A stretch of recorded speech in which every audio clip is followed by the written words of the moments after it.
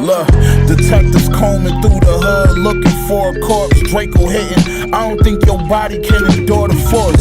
I whipped the fish up with a fucking hanger or a fork. Told that bitch, go ahead, sniff what you want, there's plenty more to snort. I had an outstanding warrant for a short. Turned myself in, rocking Louis and all my jewelry, I wore the court. Hey, kill me on the block, baby, what? Kill me on the block, baby. 32 shot Glock, baby, what? 32 shot Glock, baby. Kill me on the block, baby, what? Kill me on the block, baby. 32 shot Glock, baby, what? 32 shot Glock. Okay, Hard to Kill podcast, episode 55 with Justin Tyler. What's going on, brother? And nothing, just chilling, brother. How are you? Good, good. Thanks for joining us, man. I've been checking out your Instagram, man. Just some great stuff you have going out, man. Some of your visuals are just really, really dope, and I'd love to get your story, bud. So the story behind a lot of the visuals, I like to joke around and say that rap music made me do it. If you look at a few of them, a lot of my friends, especially on Instagram, they know that Young Dolph was one of my favorite artists. R.I.P. to a real one. R.I.P. to the real one, most definitely. I actually managed, luckily, to one of my homeboys, I ended up getting one of his vinyls that they were giving away. But no they shit. were selling. Yeah, he sent me one. There was only 1,000 made, so it was a blessing to be able to attain something that a lot of people weren't able to grab a hold of. So a lot of the visuals and stuff like that. Real quick, Justin. So, Justin, this is Chris Martin. He was a doc with us over in Afghanistan, and he was a fan of your stuff too. So I figured I'd have him join us, buddy. Man, what's going on, Chris? How you doing, brother? Hey, I'm doing pretty good, brother. How are you? I'm good, Doc. I'm good. It's good to have a doc in the room, man. You never know. Some shit might go down. Yeah, always good to have a doc on us. You know what I'm saying? You never know. I got bandage. Hey, bring it on. As long as you got that ibuprofen, bro. I need that. My man. My back is killing me. So Young Dolph, though, that's awesome, man. I'm also a huge fan of Dolph. It's Dolph. Yeah. So so you know what's funny? Just starting this podcast and kind of working with different visuals and stuff like that has kind of brought me onto my creative side. And it's weird because I've done a lot of self-reflecting since I got out of the Marines, and I really realized that, you know, during like high school and shit like that, I'd always do like the cool thing, or at the time, or what I thought was the cool thing, and art wasn't that. And you know, getting out and really getting into different things, I realized that I'm extremely creative. Right. And just doing different things has made me realize that, you know, I should really dip in more with this stuff and find out what my, you know, creative side really can bring out. And I see that that's definitely what you're doing, man. And I salute you for that, bro. I appreciate that. Yeah, man. Actually, I started all of this doing what you're doing right now. I started this just running off of a podcast in 2020 after I lost my job. I was just like, we were all stuck on the inside, of course. Well, some people were. And I was like, I got to do something else. I got to figure out some way to express myself. And I started with the podcast, and one t-shirt turned into everything that you see that's online, to meeting some amazing people and creating some awesome relationships and just being able to reach out and touch people, even though that they're so far away. I think my furthest customer, they're all like Australia. I had a guy over in Spain. I have people down in Brazil. And just having them message me. I had a guy in Brazil, and it's just completely broken English, but it was like he showed his support and just told me how much it meant to him. And he's a police officer down there. And I told him the only thing that I know to reference to what goes on in Brazil, other than watching soccer, is the movie City of God.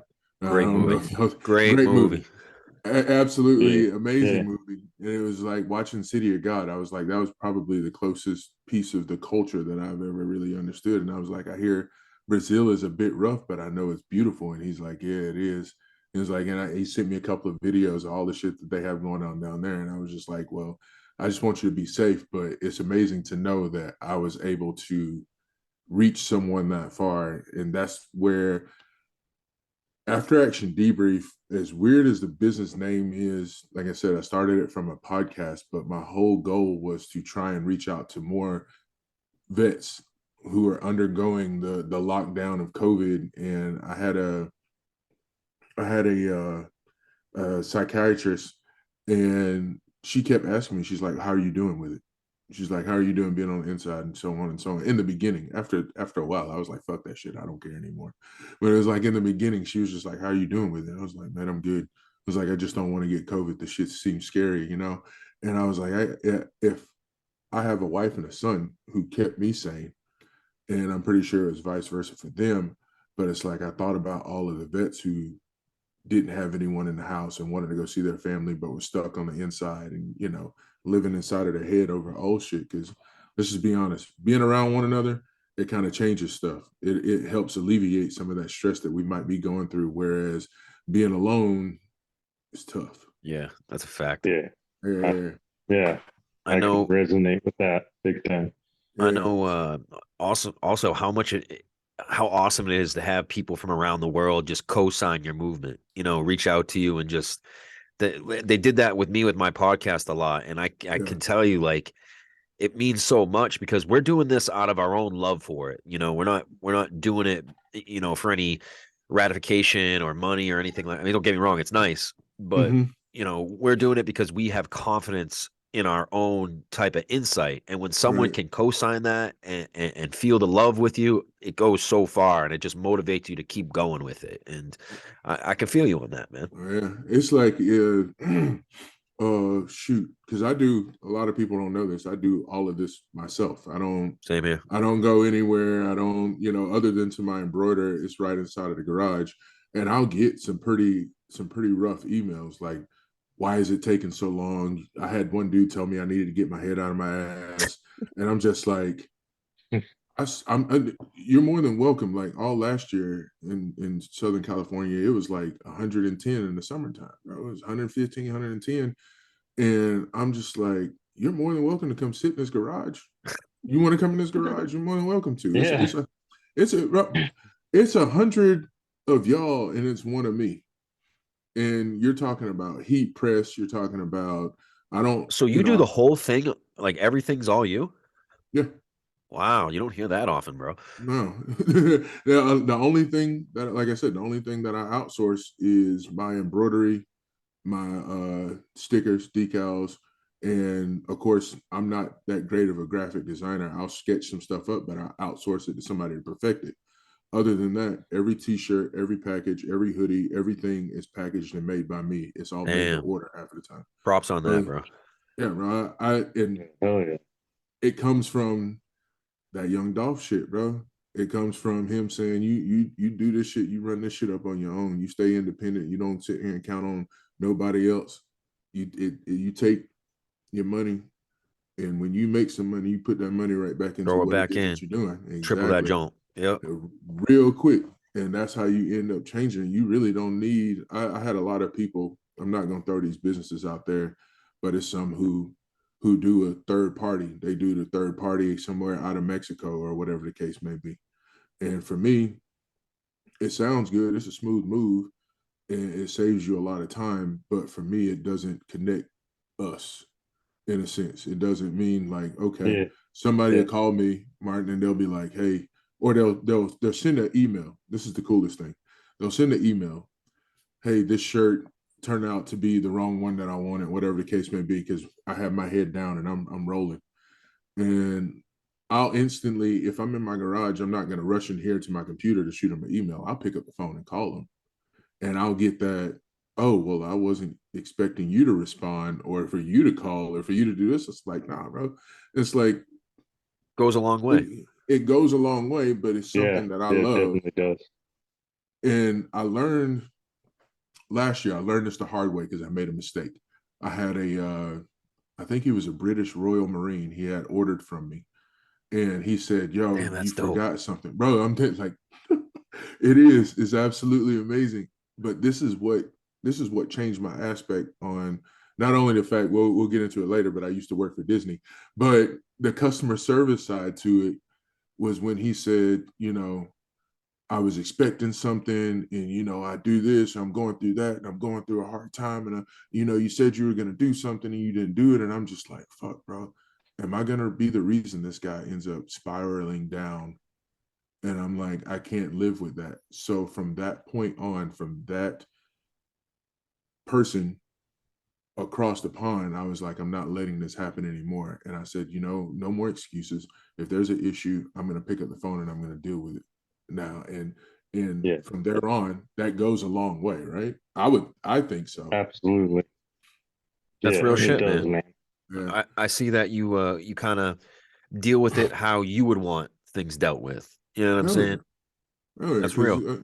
I don't I don't really. It's a company. They're out of Georgia. I reached out to them when I first got started. I said, I need a design. I need this design printed. Can y'all help me out? And I had supported this company for a very, very, very long time. Like when I say I was buying their t-shirts, I was in the gym repping their shit. I put other people on their shit. And I messaged them. I'm like, hey man, I'm trying to run something. Can y'all help me out? You say you run a print company and you're trying to do business. Deaf ears. They pretty much what they call it, they sunned me. They sunned me like, hey, you know what I mean? They went real big boy, like you're not over here with us, and oh, now you're trying to start your own thing. Like that. Like that, exactly. So I was like, oh wow, okay then. If that's how we're going to play this role for someone who believed in your message and how presented yourself as this community organization, then I'm gonna learn from your mess up. And my goal at the end of the day, I don't care how long it's gonna take. I like taking a page out of the Taliban's book. No shit. You may have all of this. You got the big dog following you, doing good, but at the end of the day, we own the clock, and That's real everything shit. phases out. Everything phases out Yep. eventually. So if you want to sit here and you want to shit on the little guy, then that's fine, shit on me, bro. But at the end of the day, Target came up and almost beat Walmart, right? There was Yep. Sam's Club, and then all of a sudden Costco became the big dog, and they all over the place. You see a Costco somewhere, you're gonna see a Sam's Club, and vice versa. You feel me? Yep. So it's like, for me, y'all can continue to be that big dog. It's what people don't know that's on Instagram, and they try and follow the discords and they try and follow the blogs and all of that stuff. It's a whole bunch of big dogs out there who shit on the little dogs and don't want to have time for the little people. And at the end of the day, you're gonna flood. The big dog's gonna flood the market, and the little dog's gonna end up sliding in up under you. You're gonna miss that. Yep. And that's where me and a few of my homeboys have gotten together, and we said, you know what, we're going to do the same thing that they're doing, but we're going to do it better because we're going to show support to our customers and actually be there for them. Whereas other folks, you pick up the phone and you call them, you're going to get and Susie over in marketing or customer service, and you're not going to get the owner. Your problem is not going to be, you're not going to be left to feel as if you the shit. I mean, that you really matter, and that's where Amazon came in and fucked the whole game up. Yep. You know what I mean? Yep. How many people look at malls are closing? Yeah. You Shit is know? trends are changing. Shit is moving around just because the little guys are coming up that are doing it real, that are really Yeah, yeah, I feel you. exactly. And Amazon has given those little guys a spot, and they said, "Hey, this is what you can do, and we're going to back you for that, and we're going to help you grow because we're going to grow at the end of the day." Amazon had the customer service. You call Amazon right now and say, "Hey, I bought these shoes. I wore them outside. I don't like them. Can I return them?" And Amazon be like, "Yeah, sure. Drop them off at Kohl's." And they'll take it back. You know what I mean? Like, they'll take it back, give you a full refund, and won't even Yep. care. Yep. And that's the stuff that goes a long way. It's those little things that really go a long way. And It makes you want to keep messing with them. It gives you a loyal customer. And that, ultimately I'd rather, 100 real loyal customers than 2,000-3,000, a bunch of maybes. You know what I'm saying? Yeah. My point exactly. You Yeah. hit the nail on the head with that one. So Yeah, well, Nick, not to interrupt you, but like that's what I love about this podcast, man. Because it's like, hey man, we're doing this off the skin of our teeth. You know what I mean? And we're doing it for the right reasons. And shit, yeah, it's if someone called, like I put my phone number out there, if someone calls me, to talk, you know, especially about like mental health or whatever, like to holler, dude. You No, Yes. I know, hear you. I hear like you. that's why you started it, man. Yeah, we're the little guy, but now we're getting, No, if you Dude, notice, you if know, just what Justin just said, man, like if you're just real in this, if you just put your heart out there and you really, put yourself out there like that, people notice. And you start getting real recognized real at the end of the day. And you 100%.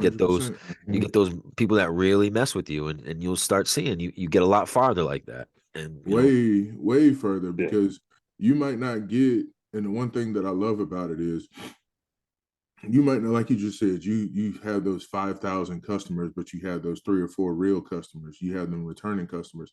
And I focus on each and every last one. Don't get me wrong. I try and show as much love as possible, but don't think that I'm not going to recognize that hard working person who comes in and has been riding with me for the longest of time, 3, 4, 5 orders, and still with it, even though that I may mess up, I may be behind, I may, send the wrong item out or whatever the case may be. And they'll be like, Jay, don't worry about it. It's like you get it out whenever you get it out. And the very next drop, they right there on the website. And it's like, you know what? They truly get it. They understand and they're gonna ride until the end. And those are the real ones that you have to show that love to. You have to keep that real customer service circle, yep. rolling.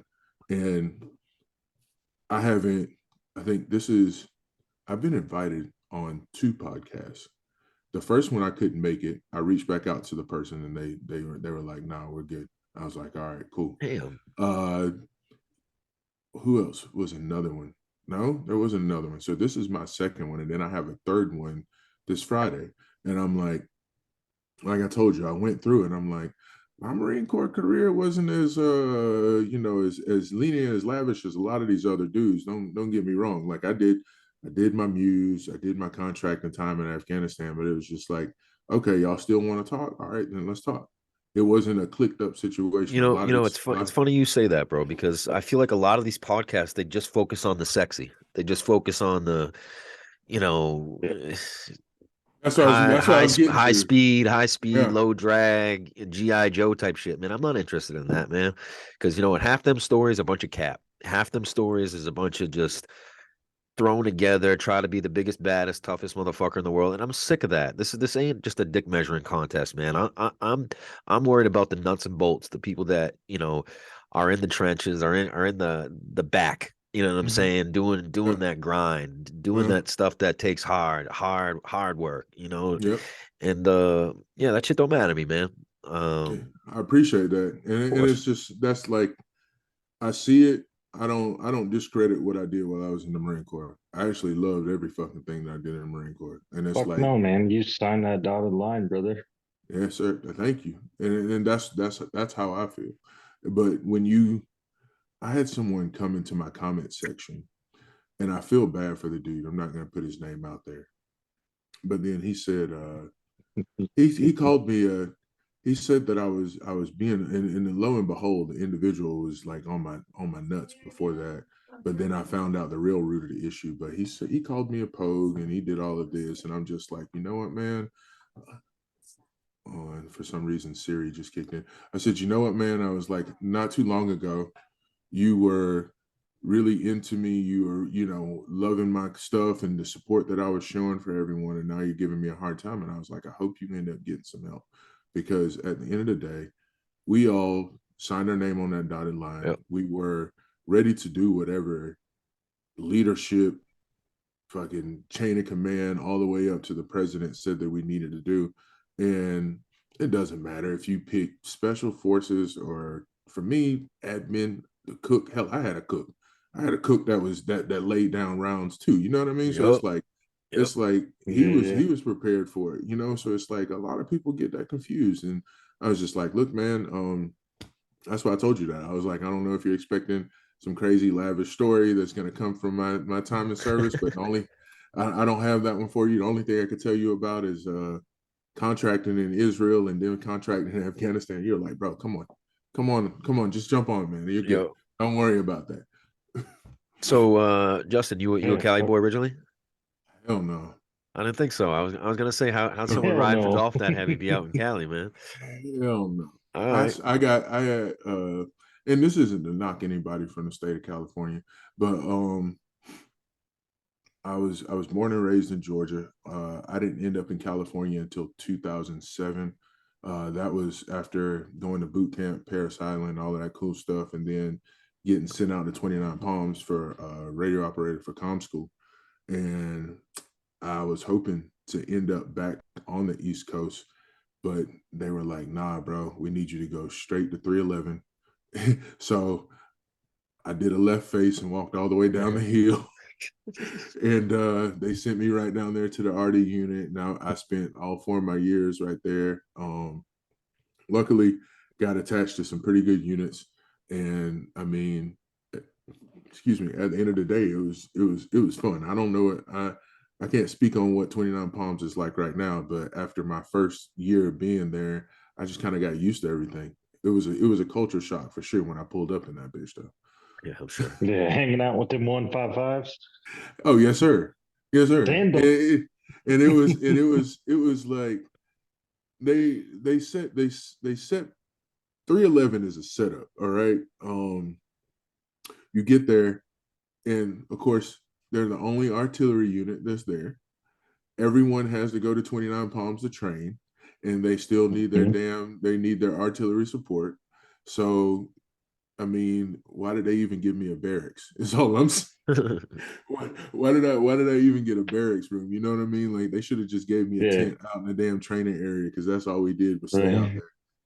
Y'all already gave me a fucking sleeping bag.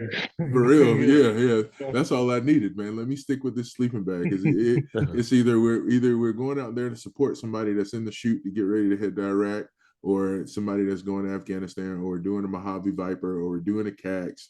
And it's just like, and this is all months at a time. This isn't like, oh, you're only going to the field for 2 weeks. We'll go to the field for 2 weeks, turn right back around, and be right back in that bitch for another month and a half. And that was the longest running before deployment. Was we did Still Night, and that was the first time I ended up. Okay. Yeah. And I can tell you did one of those before. It sounds like. Yeah, brother, I have. Nah, and they hit us with a Still Night. That was the first time I met. Not even met, bro. General Mattis rolled by. Oh, the Bulldog. Yeah, he Mad Dog did Mattis. Mad Dog Mattis, man, and he did some bougie ass shit I ain't really appreciate. He pissed me off. Be real, bro. So, bro, we're riding down the MSR trying to get to the pause, our next pause. I was on advanced party with my CO, and it comes over the hook. The Blue Diamond is right behind you. Ooh. And I'm like, oh shit, like, okay. I'm his radio operator, and I'm his driver, my CO's driver. And I'm like, fuck it, 10 and 2. I'm making sure my chin strap's on and my Kevlar. I was like, I don't want to fuck up today. And we pull over, and we're like, okay, he's like right behind us. So apparently he wants to tell us something. We pull over, bro, and I'm like, damn, yeah, about to meet Mad Dog. Bro, he had the up armored Humvee, and with the glass, you just pull the little lever and it slides down. Yep. So he pulled the lever and slid it down and did one of these and kept driving. I was like, are you serious, bro? I was like, he did some shit. Like, I was like, all right, man, never mind. Man. Get your peasant ass out of the way. That's what he said. For real. That's basically what he told me. He was like, get the fuck out the road, bro. Y'all fucking peons, get the fuck out of here. For real. He's like, I'm gonna be back in my tent. I'm gonna be kicking it tonight. Some AC. You bitches need to move. I got stuff I got to do. You know what it is. Yeah, and I was just like, all right. I looked at my CO. He was a captain. I looked at him. I was like, well, sir, I guess he didn't want to talk to us. He was like, yeah, Tyler, he didn't. Get back in the truck. Let's go. And I was like, all right. This motherfucker made us move out of the way. I was like, if that's not the Marine Corps, man, I don't know what it is. Pretty much, bro. I mean, the highest ranking person in my battery is like sitting next to me, and I'm like, damn, dog, we can't do nothing about that. We just got sun. That was a real sun moment. I was just gonna say, you want to talk about getting sun, bro? That was a real sun moment right there. But it was like, we did the Still Night. We went back for a week, and after that, we had a Mojave Viper, Ugh. and So uh, much fun. bro, I lost my mind. I was like, "Are y'all serious? So you want me to be gone for X amount of time?" And we went out early before everybody else even rolled in from Pendleton and anything else. So we were there for almost 3 weeks just in the training Damn. area. And I was just like, "All right, cool. Let's make it, make it do what it do. At the end of the day, ain't nothing I can do about it." And then we were still in the shoot to go to Oki for a Mew. So I was like, and we still had to train for that part. It was like I hated 29 Palms. It was a love-hate relationship. I think the greatest thing was being 3 hours away from Phoenix and just spending my whole weekend out there in the Bird City. You like it out there? Yeah. Yeah, I had some pretty solid times out there in Phoenix. Okay. Dog. It was a good time. I never did anything down in I didn't do Palm Springs. I had no love for that spot or Palm Desert, any of that. See, I just the times that I went to CAX, the first time I went to CAX, we got like I don't know, like a 72, and the closest thing was Palm Springs, and I didn't know about Palm Springs at the time, and yeah. it was like a gay festival when I Yeah. went out there, and I wasn't hip to it, so we get So, out there thinking we're gonna rip it so, up, and I'm so looking you around, I'm fit like, yo, this ain't my flavor, you know what I'm saying? you fit right in, right, bro? Yeah, man. Yeah. Shit. You had to do, man, is just put the shorts on and dance around a little Yeah, bit. You right, good? right. So, Yeah. so Justin, when did you come into the Marines? January 2007. 2000. All right, you were a year before me. Okay. Okay. Yeah, Yeah. so you were right before me too. Well, not in the Marine Corps, but yeah, I joined Yeah. May of 2007. Oh, you showed up in Illinois and was it bad up there at Great Lakes? Great Lakes, it is hotter than shit and humid as fuck in the summer, but then I was there because Corps School at the time was there. Okay. 'Cause- So ended up going through Corps School when it was winter. Mm-hmm. And yeah, they God damn. your morning PT, it was really awesome Yeah. because you're on the Great Lakes. They're like, go ahead and do some flutter kicks, but in the water. In the You're like, water. Oh what the man. what the Oh That yeah, could not man. have been fun. That's not fun at It all, was man. not. Are It you, are was you a not, fellow dude. Iron Duck? Anaheim Duck? Iron Duck? Oh, who, me? Yeah, No, I'm not an Iron Duck at all, bro. I definitely was. Water ain't my thing, man. Mm-mm. I, I was able to, so they during the first time of swim call, I don't want to go too deep into the boot camp life. During the first time of swim call, I came from Georgia. We swam. People say black folks can't swim. Unfortunately, it's a lot of lakes and ponds that say different. Well, So and white men can't jump. So, So take your pick. you take your pick. It's cool, man. I mean, you can figure out how to jump eventually, but it's some folks out there that still haven't figured out how to swim. They sink straight to the bottom. My So, homeboy's out from Macon out there, and he cannot swim, my friend. man, I don't know how. I guess it's because the neighborhoods didn't have any pools in them. I guess, Probably. but I tried to swim. They wanted me to swim the Marine Corps way, and I was just like, all right, let me give this a try. And then when I felt like I was about to fall, I started swimming the regular way. Fucking drill instructor throws me this thing, the swim instructor, because they stopped letting drill instructors in after that kid had drowned Yep. at the Yep. pool. Yeah. yeah. So he threw me the little float thing, told me to get out, and he was like, You failed. And I'm like, I failed. I was like, this is bullshit. So right when I said that, he goes out, he follows me out back to the locker room, and he says, drill instructors, this recruit thinks that it's some bullshit. So all of a sudden, bro, I'm in there. I'm trying to take my silkies off. They come in. I'm butt ass naked. These motherfuckers yelling at me, like just not stopping, like just all in my face while I'm like y'all some weirdos in my head. That's what I'm thinking. Right.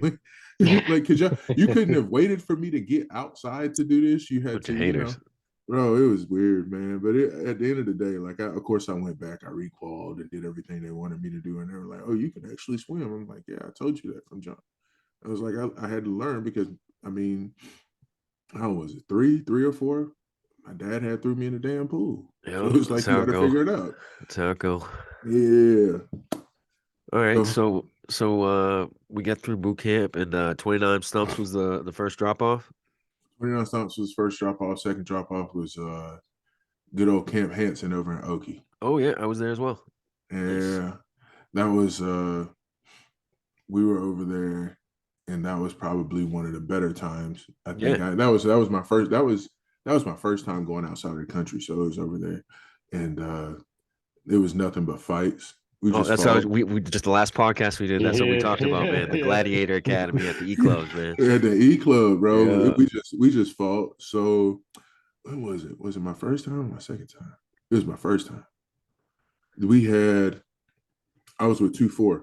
I was Okay. with BLT 2-4 first time. Right on. Right. And one of the first sergeants was one of the few Marines that helped develop McMap.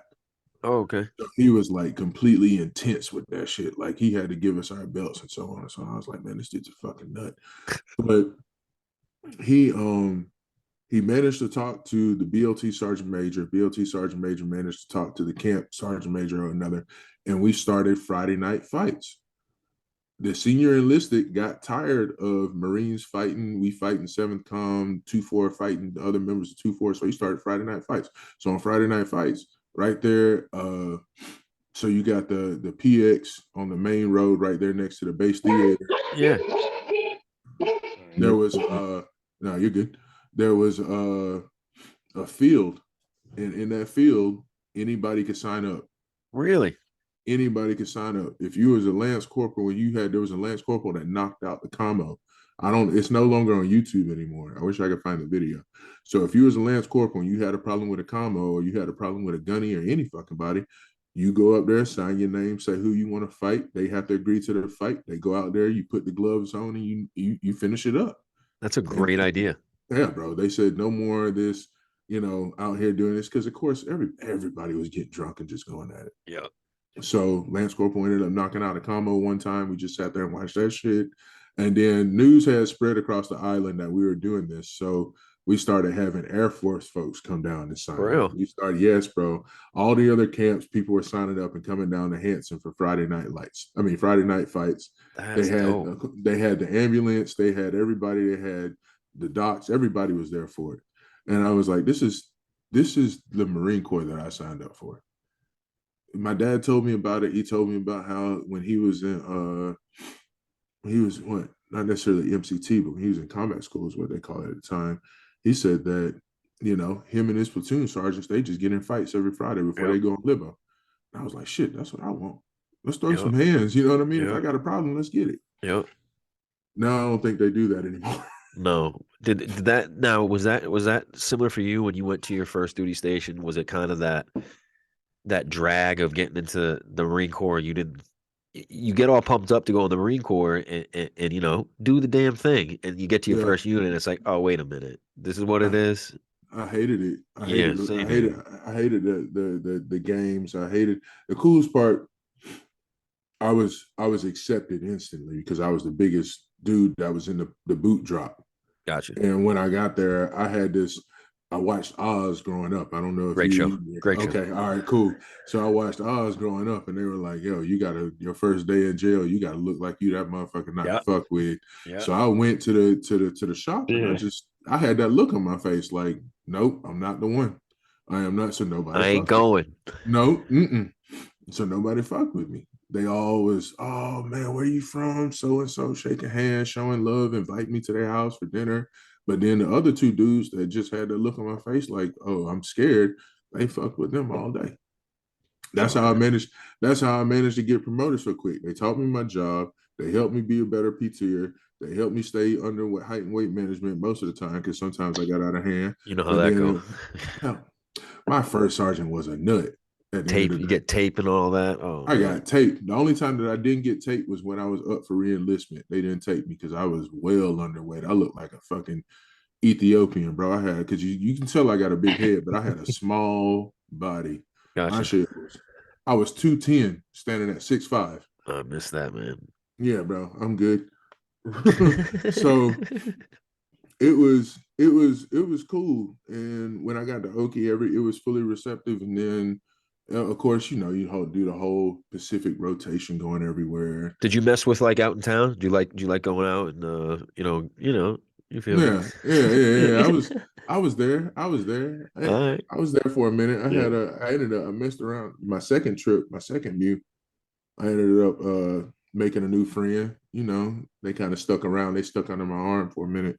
And I was like, all right, well, I got to go back to America. And I separated. My own way. It was done and over with. But okay, if I could go back to Japan, I probably would. It was a good time. Yeah, I man. hated the humidity. I'm surprised. Yeah. You should go ahead, bro. So I've went to Oki a couple times. So my first duty station, because needs of the Navy, was Yokosuka. So, Okay. but you know, as a corpsman, like I worked in the ER as an EMT and all that. So we did a couple of transports and stuff like that. But yeah, didn't really get a whole lot of off time down in Oki, but I wanted to. Like, Hell come no. on, like, let me hear about it, bro. Yeah, you can't get any. You couldn't get any off time because you were always probably stitching somebody up somewhere, especially in Yakutsky. I've heard about the Yeah. good times over there too. But Oh fuck, man. but it was. I enjoyed the food. I enjoyed the culture. I ended up getting, you know, of course, every Marine when you go to Okinawa, you got to get tattoos. Everybody say Yep. how cheap the tattoos are. So I ended up going to this little spot outside of town, and man, it felt like this dude was trying to reach my soul from my chest, like he was going for my spine, and I hated every last Digging minute that of it. joint in there. Woo, just hard, bro. For absolutely no reason is what I said, and it was cool. I think that You would think be. you ever bring some of those visuals into your stuff? I think so. Yeah. I think because I have a cross on my chest that one of my sergeants drew for me, and if I could actually eventually like get that redrawn somehow, some way, I think I would put that on there, and it just came out clean. It's something different. I didn't want to be like Ja Rule and try and copy Tupac with crosses on my back and stuff like that. I wanted something a little Man, bit everyone more. goes hard on Ja, man. Man, come on, dog. Come on. He messed himself up with his He bad did, but decision. let's be real. He ran the game for a little bit now. He did run the game. Nobody was expecting that. That was Ja Rule to me was the first Drake. Yeah, definitely. Ja When Rule he was Yeah, not only that, when he he came out was. with that Ashanti joint, bro. Like, I mean, come on, he was the first he was the first one to do it like panty Drake. dropper. 100%. You put Yep. that on. Let me tell you, you put it on, you slide your throwback on, you Yep. put the headband on, you got your chains that you got from the dude in the Okay. mall, Okay. and your Air Force Ones, and you good, bro. Little Alizé for the They'll lady. turn your neck green because they're turn it up. fake. Exactly. They turn. I had some green necks a few times, bro. But hey, it is Green what it necks. is, man. I Yeah. Oh had shit. Yeah, yeah, Ja Rule, Nelly. You're like, put it Nelly, on. that's bringing it way back, Oh man. fuck. Luda. Luda. Everyone ooh thinks everything. Yeah. Everyone thinks Nelly's one to fuck with, man. I guess he's not. He's a St. Louis gangster, bro, through and through. from what I hear, he I guess he really does hold it down. Yep. Yep. People thought 50 Cent was a joke too. So they Come really on, started man. hearing the stories. Come on, man. It's folks Yeah. that didn't know. 50 was that dude, bro. He really was. You know what I'm And saying? people slept on that. And I think what it was is folks on the outside didn't necessarily understand what he was saying in his music. And if you go back, and I think I did not realize this, bro. Nick, listen to me. When I say I did not realize it, I went back and I just like this year, like less than a month ago, I didn't realize who he was talking about in Many Men. I was a young Oh, chick, okay. Many man. Yeah. Many Men. So then when I went, That was I saw, a G unit, wasn't it? No. yeah, Well, no, no, the he was Many Men. he was Who he talking was about talking though. about? He was talking about Homo, bro, the dude that shot that shot him. yeah. So That's then, Mike Tyson's boy though. see, you on the same level that I'm on right now. It's funny you say that about Many Men though, because you know when we were listening to 50 Cent, we were young bucks, so we Yeah, didn't understand what he was saying. We just bumping with that new 50. You know what I'm saying? yeah, But when you that's go how, back and listen to him, man, he be saying that real shit. bro. I heard about that 50 grand that you put in the hood, like Ooh, that. Like, ooh, are you serious? ooh. And when you go back and you look at it, and it's like, how do they get along? Like when he sees Mike, you know what I'm saying? When he Right? sees Mike, are they good? Because they see each other. Exactly. Like they go same places, so on and so on. And So Mike Tyson ain't the one to be, nah, chirping about. no, You know what I mean? no, no. Mike Even Tyson's in that one. When he sees you, it's on sight, though. yeah, yeah. Like nah, I wouldn't. Gotta If I met respect that Mike about Mike. Tyson, if I met Mike Tyson right now, I wouldn't even try. If I met 80-year-old Mike Tyson, I wouldn't even try. No. Are you serious? Still terrifying. Still, I he don't loved, I even. loved, I love that Mike found his niche in like podcasting and like doing his thing. Because Mike, even though he's like has his lisp or whatever, he Yeah, says some of the realest shit you're ever gonna hear. You yeah, know what I mean? yeah. That's how I feel. Even now to this day, like a lot of the shit that he says, I forgot. It was a video.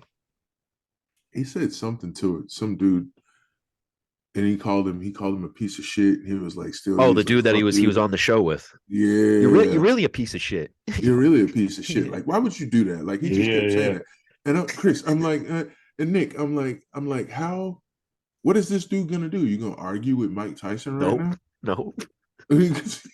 And Mike said that too. He's like, "What are you gonna do?" No, I'd go wash his fucking car for him. real quick, I'd be Oh like, yep, man, yeah, Mike, you're right. I'm a bitch. you're right. I'd be You're outside right. washing You his said it. car. Oh, I got you, Mr. Tyson. For So real, man. so other than Dolph, man, what are some of your music influences nowadays, bro? Because as you know, rap has changed significantly, man. And I hate that like that old head mentality that's like, oh, it's not like it's not that 90s rap that sounds just like Mobb Deep and Yeah, Nas. Because honestly, you can look at it that way, or you could look at it that rap has gone so far as to create subgenres, kind of like yeah, rock, alt rock, classic rock. And I love that about rap, dude, because it's growing, it's mhm. new, and it has so many different dialects, if you will. It And does. as a rap fan, you got to appreciate that, man. I do. So if it's not Dolph, it's gonna be Key. Glock. Yes. Oh, come on, dude. You're staying in the family, bro. Okay. So if you don't want me to say Key Mr. Glock, Glock. Mr. Hell yeah. But if you don't want me to say Key, it's a lot of people who know me probably gonna be like, Jay, what's wrong with you? But it's gonna be Finesse 2 times. See, I haven't dipped into him yet. But see, it's only a few songs that I could really rock with though, bro. Because I mean, come on, he on the other side, but I don't want to seem like no hating ass dude. Because the dude got lyrics, but he did one song. It's called Back In, I've heard it. and Goes. yeah, yeah, and the thing that caught me was, and that worked with me was the opening line. He said, "It's cool when they do it. It's a problem when I do it. Yeah. Fuck them." Yeah. You know what I mean? He said that. If not Finesse, then here lately, like hard, 1017, Big Walk Dog. See, you're It's see you're true to your southern roots, my friend. I see you. I see you. Um, I'm now I'm gonna judge you now, but I'm from Boston, so okay. I kind of reside with New York in that grimy, Oh, I thought you was about to say you like to listen to Benzino. no, hell no, bro, Yeah, no, hell no. he's No, a fucking now Yankees fan now. Benzino didn't do it when it comes to the rap game, but you got to say the source was that magazine for a while, though, bro. 100%. Give him his flowers where it's due. Oh, he Um, deserves it. He deserves it because there was nobody else. I get it. There was what double XL. You could buy mhm, Ebony. You could buy all that other stuff. But if you want that true, the that's what I'm source. saying. Yep. I feel like Benzino gets a lot of hate, but and then again, he deserves it a lot of time for the outlandish shit he be doing. But Benzino messed himself up when he tried to go against 50 Cent and Eminem and the G Unit and all of them at that point Yeah, in time. that's I felt just like not that gonna should that's have been. just not gonna go your way, bro. Especially at yeah. Eminem at his absolute strong. See, I'm a huge fan of 50 and Eminem early days when they weren't Yes. on yet and they were still Yeah. hungry. You know what I'm Very saying? Oof, all day. oof. It was dirty. It You was know what I unfair mean? for Yeah, anybody to try and go after him. But yeah, right and they now, didn't give a fuck, dude. They were No. just like, okay, especially well, Eminem, dude. Eminem said Yeah. some just yeah, wild shit, dude. Just the fact that he made it rhyme was just Yeah. filthy. It was very baffling. I'm going to use that word. I'm going to go with the most textbook I out of like it. the. I like it. But But Right go now, dude, my baffling. eye Yeah. is definitely on Griselda. Griselda, with West. If you haven't heard of them, you ain't doing it, bro. I'm telling you, dip into them. West Side Gun, Conway the Machine, Benny the Okay. Butcher. I know Dip about into Benny the them. Butcher. I know about Benny the Butcher. See, Ooh, so cold. I take my time and I because I have some cousins that's in the Bronx. So they shoot their videos, they put the Okay. music behind the video. So I go and I look and I dig. But I heard of Benny the Butcher. I've sat back. I think the new age, I don't know why, bro. Some of the New York rappers nowadays I haven't really heard much, and I feel like some people try and tap into uh that pop smoke. Or Fabio Foreign. It sucks that Pop went out like he did, man, because he would have been an absolute icon if he had stayed in the game, man. And not that he wasn't, but Yeah. it was just so you heard of him and he was gone, man. It sucks Uh, because rap is like that now. It's really starting to show how dangerous it is to it be a is. rapper. I went on ahead and found Benny, so I'm gonna listen to that, bro. I'm gonna add that to my playlist. You already signed me on it, so. Check it, man. Let me know. But it's like the music these days is just, I don't understand the motivation that's been putting into behind these kids. I feel like we take these kids that's in the streets and they want to slide and go do all of this and go do all of that. I feel like, hey, I know a place for you, and they shorthanded. You get paid, you get three hots and a cots and a uniform. I talk about that a lot. There's a huge Yeah. correlation Yeah. between what like if you want to be real, a real person in the Marines, a lot of the rap that they be spitting, it correlates perfectly. It says a lot of that shit we be doing, man. Like, Yeah, if you want to be real about it, let's say dead it. ass. No, it does. It sits. I think that's why it relates on both sides, and That's I was why I able see to. what you're doing with rap and being in the Marines, bro. I see. It Okay, translates, I is what see I'm you. saying. I see you. No, I have a shirt. I have a shirt. No shit. I put it out and then I took it off my website. It says go get the money on the back of it. There's a whole stack sitting there. It's an AR, a Oh, helmet with a PVS on it, some blood. I I like it. mean, what you think we did when people were in Iraq and That's what I'm Afghanistan? What do saying. you think we was out there Come doing, on, bro? So it's come like on. we going to get the money, and guess who Yeah. else said that though? Young Dolph. Go get the money. Dolph And is extremely underrated, bro, because so just exactly what you said, being at the level that he got to and being completely independent, yeah, problem. that's why people treated him the way that they did, and they pushed him to the You, side. you think you think it was Gotti? Yeah. Yeah, come I on. think it, I think it was a Gotti situation. The reason why I think it was a Yeah, Gotti situation, the song that Dolph put out on his latest, not this past album, it was the other one. Um, he said that he went to see Jay Z at Rock Nation. He had a meeting with Jay Z for Rock Nation. He said he didn't want to do it because it's about 4 5 rap niggas that's over there that be hating. Who's on Rock Nation? Exactly. So what do you think would have happened if Young Dolph would have made it, even just had a feature with Jay Z on a song? That's yeah, gonna blow him yeah, up bigger than exactly. anybody else. Exactly. Yeah, So who is already mad at him for fucking his baby mama? I'm just yeah, yeah.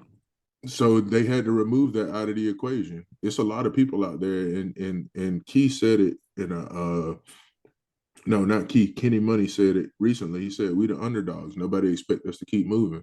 They felt like they could take out our homeboy, and that was going to be the end of us. And we still out here doing it."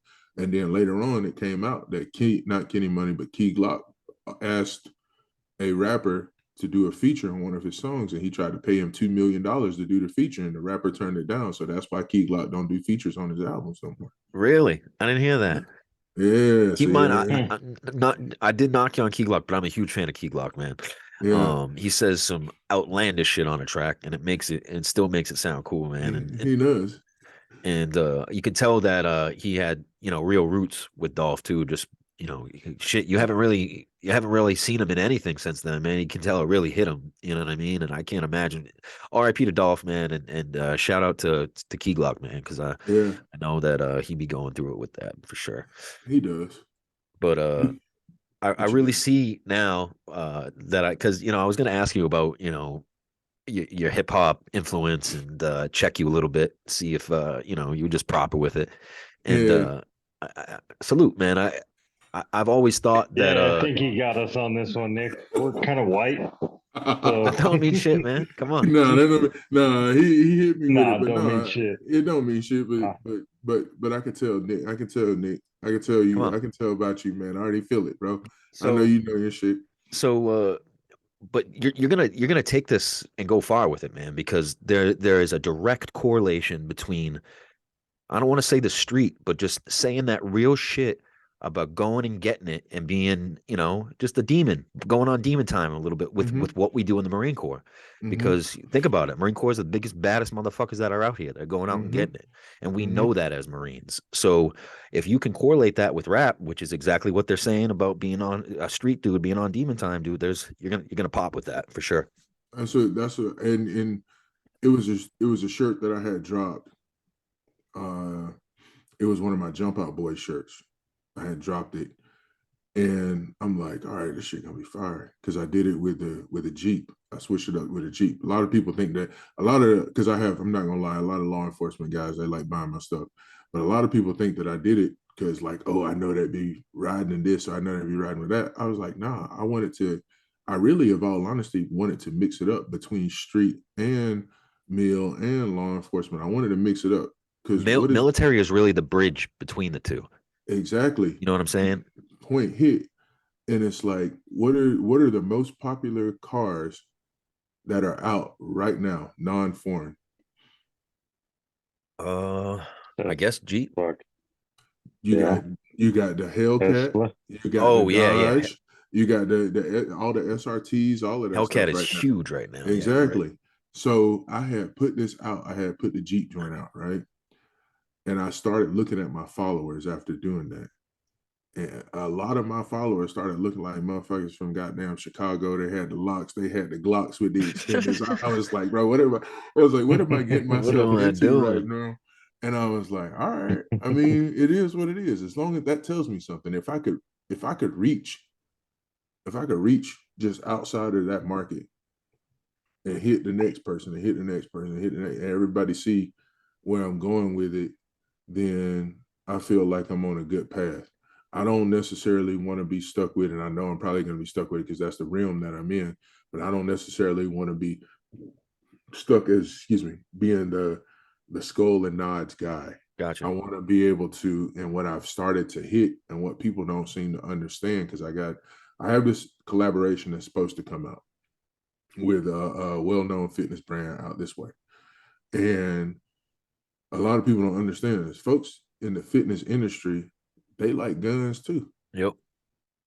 They may not own any, but they look at them. I had a girl hit me up. Me. And she was like, "Yo, I like this design." I'm like, "Oh, okay, that's what's up. I appreciate it." I was like, "But I'm looking at your Instagram. It doesn't look like you like, that type of lifestyle." And she was like, "I think guns are dope. I just don't know how to go and buy one." And I'm like, "Oh, okay. Well, then, because it's California, everybody thinks that you can't own a gun out here." And I was like, "Oh, that's an easy thing. You just got to go to a gun shop, take the class, learn some safety rules, and get all that down, and you're good." And I was like, "But what do you think what are your followers going to say? How do you think they're going to react to it?" It's like a lot of them are military or law enforcement, or they go to the range as well. And I was like, "Oh, Point okay made. then." Exactly. I was What's like, the what's the laws out there for firearms, dude? It's not open carry, right? No, it's I don't strict as know. hell. No, dude, it's fucking No. ridiculous. Tell them, Chris, what you know. Dude, well, because I was in Pendleton for 30 fucking years and like I had to hide the fact that I had fucking firearms in my house because I lived in base housing when I was See, married to my ex-wife.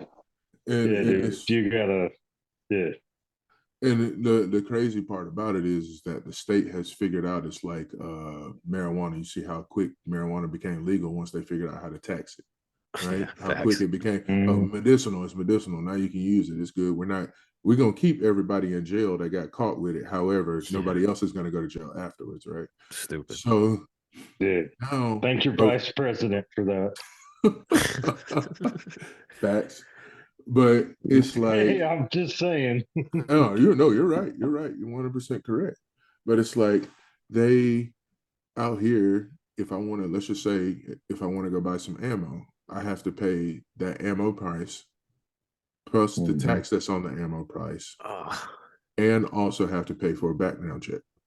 Really? Yep. Yep. Oh man. So they take your ID and they scan it, see what comes up every time that you go buy ammo. Not one time, but every single time. So you have to pay. It's a $10 fee. So let's just say you can manage to find ammo somewhere at a decent price. You still end up having to pay the cost plus the state tax or whatever it might be, the federal that goes on top of that shit. And then on top of that shit, you got to pay for that 10. Some places do $10 or $12 for a background check. It used to be, but listen how draconian that it went prior to that they had to change it.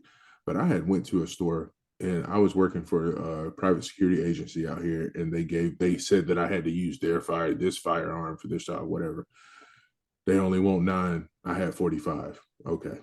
So they gave me their 9, but they didn't give me any ammo. So I went to the gun store to go get the ammo, and they said, if I don't have a firearm, you have to have a firearm registered in the state under your name. Yes, bro. And on top of that shit, that was worse then. They changed it because the gun store told me that I had to have a firearm registered in my name, and I can only then at that time purchase ammo at exact caliber for that firearm. And that caliber, yeah. Extortion. 100%. Most definitely. That's why the law ended up getting it got knocked down, because you can't do that. You can't tell me that shit. How does that work? So you mean to tell me if my dad, if he lived over here, he passed away and his gun's handed down to me, I can't go buy the ammo that I want for the firearm? Okay. The laws that surround anything involving firearms are just, it shows how ignorant and out in fucking la la land these people are that are making the rules, man. If you can't even understand, what an AR-15 is, how are you gonna put restrictions and laws? And it's ridiculous, man. And it's really just making the law-abiding citizen the recluse, and you're making it harder for them to get what they need. The people that are doing these mass shootings, that are breaking the laws, that are killing people, they're not following fucking rules. You know what I'm saying? They're copping this shit on the street, and that's never going to change. You're not going to affect that by making these laws harder and more stringent. It's just ignorance, man. It's 100% ignorance. I don't want to go too hardcore on it, but it's like that's where a lot of these active shooters, especially on this side, why so many crimes end up happening. They straight up say it. They say that I did this because I know that nobody in there is going to have a gun. They say it. They in this state, that's what they say. I mean, I'm pretty sure Georgia, Florida, Texas, everybody up under the Bible Belt has had their fair share of shootings, but I don't feel as if it is as broad as places who are gun free. I was gonna ask you, don't you feel like it's less out there because everyone's got them? You know what I'm saying? Versus out towards out west, Yes, I do. But if you look at cities, and no one likes to throw this out there, is when they speak on gun violence, except for folks who live in that area, it's like these high violent cities. You got New Orleans, you have Chicago, and we all know how Chicago gets, especially during the summer. Yeah, it's straight pop. It gets a little wild. It gets very wild. But it's like if you those kids, gun laws are not stopping those kids. They're not going to their local gun shop and going through a background check to grab a piece. So it's like, something's got to change. I get it. I understand where they're coming from, but they have to understand where we're coming from too. I'm just scared that they're really starting to push this to the point where they're going to try to just take away, any kind of firearms, period. And that's just they're going to get some pushback on that one, man. I don't see how they're going to be able to do that. But what you got, Chris? So, and it's a stat. I wish I knew it off the top of my head, but a majority of gun deaths are from handguns, not from ARs or long guns or anything like that. And a lot of it, and this sucks, but it is gang on gang. And fuck. I mean, what do you do about that? And they're all they can get them illegally like that. just because 100%. of And everything. and that's the thing is that, but if you, example, because I told you earlier, Nick, my wife was watching the documentary about Waco, right? Yep. And she goes, Mm. one of the agents was talking about Waco, and they said when the firefight got started, what they were shooting at us, we had no way of being able to defend ourselves from, because I mean the dudes inside of the compound, they had some AKs, they had some full autos, and the government didn't have those, at least not that at that point in time. I'll give you another example of the bank robbery in Los The Angeles that LA happened on. shooting. Yep, exactly. The officers at that time did not have the caliber to be able to defend themselves, and it's like, okay, so you, it's almost as if they look at it, it's for us and not for you. We need it, you don't need it. So you could have your 9mm, you can have your 45, but when it comes down to these long guns and such, we don't want you to have those. And I'm like, well, if the criminals on the streets get to have them, then why can't I have them to defend myself? Facts. Yeah, I feel That's that. do how I as look I at say, it. not as I do. 100%. And it's in here in my neighborhood, it's very suburban, don't get me wrong, but they have used that as chum in the water. They've been doing kick door robberies and holding people at gunpoint while they do. I wish it. Let me put it to you this way. I wish Wish a I motherfucker wish a would. motherfucker Come would. here, Yes, please. I tell my wife that every day, and she was like, "How you so this, you so that, and you can sleep through the night." And sometimes some stuff go bump, and I hear it, but I know it's not anything. It's like, man, that shit on the outside. It's not on the inside. Until somebody kick that door down, then I get out of bed. You know what I mean? Yeah. But it's like, I really do. I really do. Please, local whoever that want Let to me come, exercise my right, please. please. I know the laws. I ended up catching a case 3 years ago. It was very small, and it ended up getting dismissed. And I was like, the one thing that this situation has taught me is how to maneuver through California law. Yeah. Thank you. Yeah. Thank you. Appreciate it. Appreciate you looking out. So from there on, I'm like, all right, then let's play these games if y'all want to play them. I like your style, my friend. Thanks, So, brother. so let's take it back a little bit then. Okay. Where do you see where do you see after action going, man? Where do you want to take it?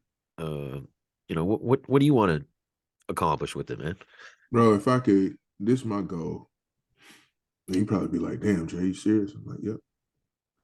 If I could take it to the point where I can make, and somebody be like, man, that's not enough money. If I could make $2 million, I just want 2 mil.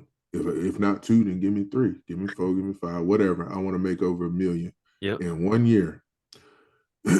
After that, I'm done. Why am I done? Because I'm gonna take that and I'm going to start some sort of veteran outreach, a veteran community. I'm gonna reach out to other businesses. I'm gonna tell them businesses to come in. I wanted to be set up like your local Target, your local shopping center. I want them businesses to come in. I'll build a building, set everything up. Y'all just come in and open up your shops. You pay me the rent, because then that's gonna be me on the return. And with that, I want you to hire disabled veterans who have this, who have that. I want you to hire them. And with that, that's how I'm gonna make my money back. That's why I said, if I get $1 million, then cool. Then I'll take that. And that's how I want to open it up. Because the problem over here is that I want you to look this up when we finish. I want y'all to look up Veterans Row. Okay. I want you to look that up. I want you to learn about Veterans Row over here at the West LA VA hospital. And then when you do that, we'll have another conversation. Well, I love that answer, man, because honestly, I got into this whole podcast. It's crazy how I got into this podcast thing, man. I never thought this would be, something I would do. Or I'm not like a extroverted person or someone that likes to talk about myself, or I never saw this happening. But what I do is I do love my veterans, and I love my boys that, did the damn thing with me. And I feel like we get underrepresented and discounted and screwed over 7 times over. And what we don't have is we don't have a voice, an outspoken thing that we can call ours. Right. Yeah, you have VFWs. That's so Vietnam though. We don't Yeah. have like a Afghan OEF, OIF, just some We don't. we don't have it. We And don't. that's and I love your answer for that, man, because I Thank you. think we need more people like us to put on for various things that we need, man. And Right. one thing that I can say is that, well, I don't know, I feel like our generation, the NATO is just so I don't know if it's clicky or if we're not really outspoken. I don't know if it's because we come from a generation where our old heads were like, yo, you keep everything bottled in, you're not outspoken, and you bottle it up. But I feel like that's changing slowly. I feel like we're getting more comfortable, and we're coming out the woodwork, and we're starting to The, show ourselves. And I love that. the wheels of that are changing, but it's gonna take a lot of people to be able to fix that. I work with I work with a nonprofit called Oath to Country Foundation over here on this way. Check that out when you get a second. You Oath to might want Country. What was that again, brother? It's Oath to Country Foundation. Okay. No. And he's, believe it or not, he's not a veteran at all. He's a doctor. He's a doctor over here. His grandfather fought in World War II, and he found his grandfather's medals in the attic after he passed. And when he found those, he started the foundation in 2020, roughly around the same time that I started After Action Debrief. And bro, when I say that he is doing things that needs to be like 100% highlighted, but the problem is that he's not popular. He isn't and I'm not knocking this company at all. No. He's not the Team Rubicon. He doesn't have $500 billion, $100 billion, none of that. I get on the phone with him. He's like, Jay, I have only X amount of money into the nonprofit right now. I'm having to pay for everything else out of pocket. I'm paying for this. He goes right now. I just got off the phone with him earlier today.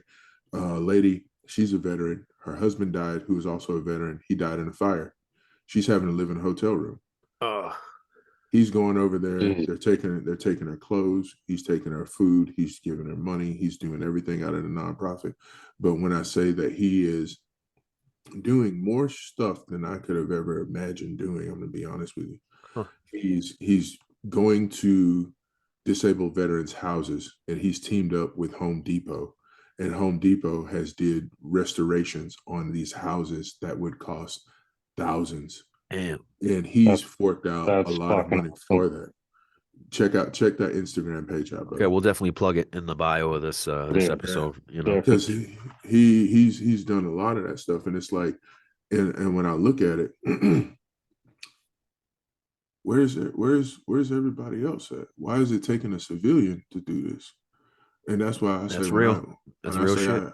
I'll ride for the president over there. I will, because he's taken on a responsibility that he has, once again, like I said, as a doctor, could have just said, I ain't dealing with this shit. That's a fact. That's a fact. Yeah. Well, it's amazing. Justin, we're running out of time, brother. But okay. I want to say I'm pleasantly surprised, man. I love what I've heard today. I love your vibe, man. I love what you got going for you, bro. and keep it going, dude. Keep it going, man. You're gonna get support from Hard to Kill from now on, and I hope we can continue talking along your journey.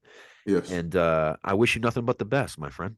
I appreciate that, brother. I appreciate y'all having me on. It was a pleasure meeting you guys. I hope we can reconnect again at some point in time, and just for sure. And let's see where we're at after this. After another time, let's see how far we've all reached our goals. Absolutely, and push that forward. I do want to say, and I hope no one tries to take advantage of this that ends up watching it, but my phone number is in my bio. When it says contact, that's me. I got gang.